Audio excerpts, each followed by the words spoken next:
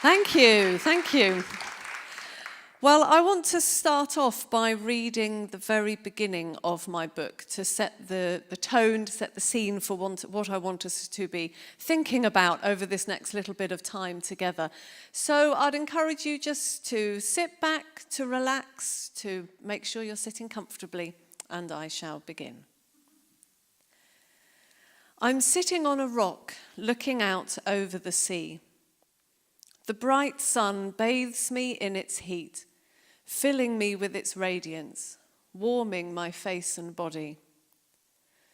Across the smooth, shimmering waters, I can just make out the Wicklow Mountains of Ireland, hazy in the distance, while at my feet the water gently laps its calming rhythm, pulling my breathing into line with its own.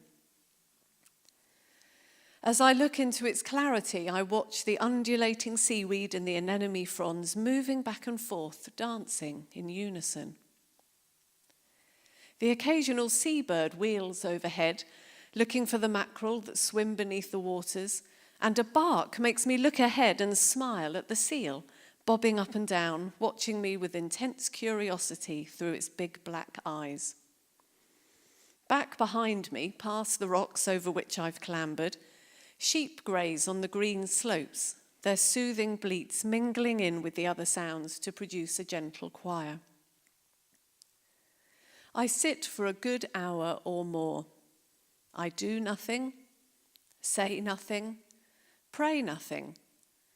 Simply watch, listen, feel, and let the beauty of my surroundings take my thoughts and do with them what they will, working their alchemy on my being. Peace. Now, I wonder if anybody who hasn't read the book already can tell me where I am sitting as I wrote those words. Iona? No. Can anybody guess which part of the country I might have been in? Oh, well done. Yeah, I'm sitting on an island called Bardsey Island, which is off the northwest coast of Wales, off the Llyn Peninsula, about 2 miles or so off. And it's an amazing little island. It's tiny. It's just 1.5 miles long by 1 mile wide. And it used to be a Victorian farming and fishing community, but before that, it has a really strong monastic heritage to it. So there's the ruins of a 14th century Augustinian monastery, and in fact, its nickname is the Island of 20,000 Saints. And it used to be thought that 3 trips to Bardsey equaled 1 trip to Rome. And so people would want to go there as part of their pilgrimage. And monks wanted to be buried there because it was thought that if you were buried on Bardsey, then you got a better passage through purgatory and into heaven. So it was the destination of choice for spiritual people, has been over the years. And as such, it still carries that tradition. There's an old chapel, and when you go there, the rhythm of prayer still continues there all the way through. It's a place that we have holidayed on as a family for quite a few years. And like I said, it was a Victorian farming and fishing community. And there are about 12 or so of the Victorian farmhouses that are there.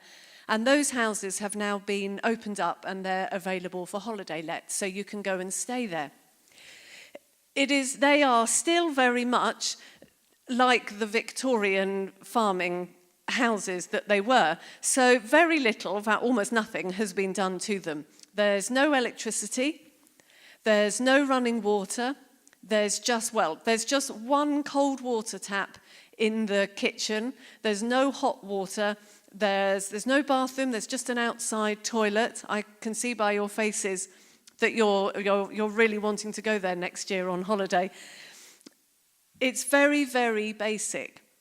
But it's a place that has become really beloved of us as a family, as we've gone there for quite a few years now. I start off with thinking about Bardsey because what I have spent pretty much all of my adult life wrestling with is the question, how do we live well as faithful followers of Jesus in the culture that we find ourselves in, which is a consumer culture? Now, that question's not new. Followers of Jesus down through the ages have to ask themselves that question. How do I live well as Jesus follower in my culture with all of the challenges that it brings to us? For us, our culture is a consumer culture, and it brings a whole range of different challenges that we need to be aware of. It is so much a part of who we are, so much a part of how we've been brought up, so very much the water that we swim in, that like fish, we don't see it. We just take it for granted. We don't see how much a part of our culture we have become. And I know that Bardsey has been formational for me because it has taken me out, in a very small way, has taken me out of that culture and helped me to ask some questions. Because as I think about the society that we live in and my life as a Christian, I realize that there are three things that I wrestle with and think about. The first is the recognition that we live in a culture that is formational, and we live in a culture that wants to train us always to consume and train us always to upgrade, always to be moving upwards, to be getting the next best thing, to be getting the latest, getting more stuff. Sometimes that's really obvious and blatant through mobile phone upgrades and stuff being put in front of our faces. Other times it's more a gradual societal shift. So I'm sure you know how it goes. When you first start your adult life, whether you've been to university or not, whether you're married or not, it's expected you'll start off with a certain size house, a certain size car, and that will do you for a certain length of time. And then at some point, it's expected that that will change.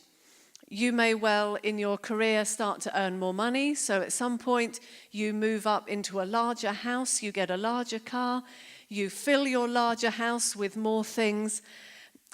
And that's just how we do things, isn't it? That's just life. It's just, we don't even notice that that's happening. But I imagine as you look back, you may well be able to track that that is what has happened to you. And we live in this with this cultural expectation that we will always be moving upwards, buying more things, upgrading all the time. And for us women, as this is the day of the girl, it's worth us being aware that the expectation on us is that we are beautiful all the time while that's happening. And it's just, although this isn't the topic of what I want to look at today, it's worth being aware of that societal pressure on us as women to look in a particular way and to conform to a particular stereotype. So I know that I inhabit a culture that wants to train me to consume and to consume beyond what I need to consume. But then I'm a Christian, and I want to live in a way that places Jesus at the center of my life. And I want Jesus to be at the center of my life and for that to make a difference to how I live. And I want to be formed and trained into the likeness of Christ and formed in Jesus' ways, formed in the ways of the gospel, rather than formed according to the values of consumerism. And then thirdly, I am intensely aware of the many, many problems that are in our world today. And Elaine highlighted a very stark one to us, didn't she? And hearing from Jake with Tear Fund and all the different work that Tear Fund does. We know that we live in a world with immense problems, immense complexities of human need, awful human need, and of environmental breakdown and degradation and the loss of species and climate change and all of the things that we're familiar with. And I wonder, is there a link between how I live my life, between those consumer pressures, and the problems that I see in the world today? And then what part does my faith play in that? How will my faith make a difference to how I live? So it's those three things that are what I think I've spent a lot of my time wrestling with over my adult life. And it's that sort of thinking that gave birth to Just Living and to thinking through issues around faith and community in an age of consumerism. And Bardsey has helped me reflect on three particular things that I just want to throw out to you today as areas that you might like to think about as well. There are other things too, but these are three things that have struck me particularly as we've spent time on Bardsey. The first is the notion of limits. So when we go on holiday to Bardsey, we are on a tiny island and it has a lot of limits. It won't surprise you to hear there are no shops, so we have to take all of our food with us for a week or for 2 weeks, and you get to the island. Colin, the boatman, takes you over if the weather's okay, and he knows when to take you back. If the weather's bad, then you might get stuck on the island for a few more days, and so you might need extra provisions. I'm the chief food provider, so you can imagine for me, working out all the food becomes a bit of a pressure, and it's a military operation. I've got it all worked out, what meals we're going to have when, and snacks, hungry family, going out, coming back in, wanting lots to eat. One or two of us that might enjoy the odd little bit of alcohol, so thinking about that as well. And you can imagine that the phrase, don't have too much of that, this has got to last you all week, is something that I spend all my time saying and worrying over. And my girls say, yes, we know, Mum, we know. I'm like, no, it's your dad I'm thinking about with the wine. Don't worry about anything else. If you run out of snacks, it's fine. But if we run out of wine, then there's problems. So there are limits to the food that's there. There are limits to the energy that's available. Like I said, there's no electricity. So we have to learn to do things while there is sunlight. And once the sunlight has gone, we've got some colour gas lamps, but there are some things that you can't do by that. And so I learned to do certain things, like taking my contact lenses out while it's still light. And it's amazing how instinctual it is when you walk into a room to reach for the light switch. And I can remember one year going there and the first evening, literally doing that and thinking, oh, there's no light switch. What am I thinking about?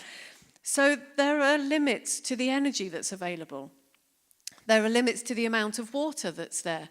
Like I said, there's just one cold water tap in the kitchen, and that is fed by a stream that runs through the island, and that is the island's only source of water. So if too much water's used or it's a dry season, then they could literally run out of water. And you are only allowed to use the water from the cold water tap for eating, for food needs. All your other water use you get from a large water butt. Each of the houses has a huge house-sized water butt, and you use that. Makes me think about the limits that we have in our world. We're not used to living within limits, are we? We're used to thinking about this world as a limitless world. It's what we're taught. It's what consumerism teaches us. We live in a world without limits. If we run out of something from one place, well, it's fine. The supermarkets will go abroad and they'll buy it from somewhere else. On Bardsey, I'm on a tiny island in the middle of the blue sea with limits. And it makes me think about how living in this earth, on this world, I am living on a small island floating in the big blue sea of the universe. How do we live within limits? If we want to respond to the challenge of consumerism, then that's something that we need to think about, because we don't live in a limitless world. We live in a world where we are consuming more, far more than our fair share of the earth's resources. And we know that the impact of doing that is severe on other people and on other places. So for the sake of other people, for the sake of the poor, for the sake of the earth, we must be thinking about this limited world that we live in, and where consumerism encourages us just to live life without limits. Actually, as a follower of Jesus who wants to follow and worship a God of justice, a God who cares for others, and a God who cares for his created world, then I know that I want to live in a way that respects those limits. The second thing that Bardsey has got me thinking about is time. When I tell people about Bardsey and where we're going on our holidays, invariably the first thing that they say to me is, "What on earth do you do all week?" And it's a fair question. What do you do all week on a tiny little island where there is nothing to do? Remember, there's no electricity, so there's no television, there are no computer games, you can't watch a DVD, you can't listen to music, you can't charge your phone, there's no phone signal anyway. All of the usual things that we might fill our time with, our leisure time with, have gone. None of those things exist. And it's a really small island. It's only 1.5 miles long. Surely by the end of the first day, you've explored it. And then what do you do with the rest of your week? Well, I haven't ever found a way to describe it, but somehow time changes when I step off the boat and onto the shore and on Bardsey. Time changes and it takes on a different quality to what it has when I'm at home. There's an elasticity about it that I don't experience at home with my busy life that's filled with so much stuff that I have to do. And actually I find that my time does fill, but it fills with very different things, and it fills somehow with spacious things. Yes, there are the everyday things of life that need to be done. Everything takes longer. It takes longer to wash because you have to boil the kettle first, and you can't just jump in a shower quickly. And so many of the different things that we take for granted take longer to do. As we run out of fresh bread during the week, then I start making my own bread, and I make my own cakes as we run out of the stuff that I've brought, and so on. So some of those everyday things take longer. But then we settle into a different routine. We settle into a routine that revolves around the spiritual practices that take place on the island, with the little chapel, the morning and the evening prayers. There's a routine of the kids playing together. The different kids that are in all of the houses somehow naturally get together, and they play something called 5 o'clock games, where they all just knock on each other's doors and go out into the fields and run around and do all sorts of things. We swim with the seals every day, and when that happens depends on the tide, but that's very rhythmic as well. That has a sort of routine to it. There's the little mountain at one end to explore. There are all the rocks and the nooks and the crannies and the coastline to explore. You wouldn't believe it, but the first year we went, when I left to come home, I realized that I hadn't actually gone to the other end of the island. Somehow I didn't have the time. There was so much to do. So time changes, and it makes me think, how do I use my time when I'm back here in my society? And I fear that often I don't use it very well. I think I'm like many of us here, very busy with all sorts of really good stuff to be busy with, but too busy. My life is crowded. And Bardsey encourages me, as I'm in the midst of this consumer society that wants to fill my time with activity and with stuff, that I must take some time to step back and to build a sense of rhythm into my life, and a sense of rhythm that reflects the values that are so important to me, the values of relationship with God, with other people, with the wider natural world. And as we think around issues of consumerism and how we live well as followers of Jesus in consumer society, then thinking about how we use our time is a really crucial part of that, because it can be all too easy to fill our time with the stuff of consumerism. And actually, there's something very important about stepping back and retreating, giving ourselves space. I once heard it said that a life lived without silence is like reading a book with no spaces between the words. And so I now try to incorporate a rhythm of silence into my life. Just those little gaps that enable God to speak to me and to challenge some of the consumer tendencies that I've got. And then finally, Bardsey gets me thinking about my connection with the wider natural world. So when we're on Bardsey, we live a very nature-connected existence. It's just there. It's right on our doorsteps. Often it can come over the doorstep in different ways and come into the house. We do lots of things that bring us into direct contact with the wider natural world. So I've already mentioned the swimming with seals, and that's been one of our features, that we do that each day. My eldest daughter is particularly brave when it comes to swimming with them, and she dives down, and she's got all sorts of stories that she can tell of times when she's dived down with the seals, and she's sort of played with them under the water, and they've turned and she's turned, and it's absolutely amazing. And you can go out and swim, and you'll have 20 seals around you, swimming around you, coming up, looking at you, and sometimes bumping you, nudging you playfully. A wonderful connection with those incredible animals. There's a bird observatory on the site, on the island. And so often we join in with their activities, helping ring birds and go out doing some bird observation type stuff. You can tell that's not what I normally do. There are moth traps that are put up at night so they can keep count. There's a huge number of moth varieties on the island. There are these amazing birds called Manx shearwater, which come in at night. They only come in when it's pitch black. So we go out at midnight, sit in this particular channel on the grass, and once it's absolutely dark, they start to fly in. They're a bit like puffins, and they have their burrows, and they land. You start to hear them plop, and they land next to you and then waddle off into their burrows. Amazing experience, so many different ways. Just from that first page that I read, just time to sit and be still, and to remember that I'm not someone who is separate from a sterile environment. Actually, I am part of the whole community of creation. And when I lose that connection, then I lose it to my peril.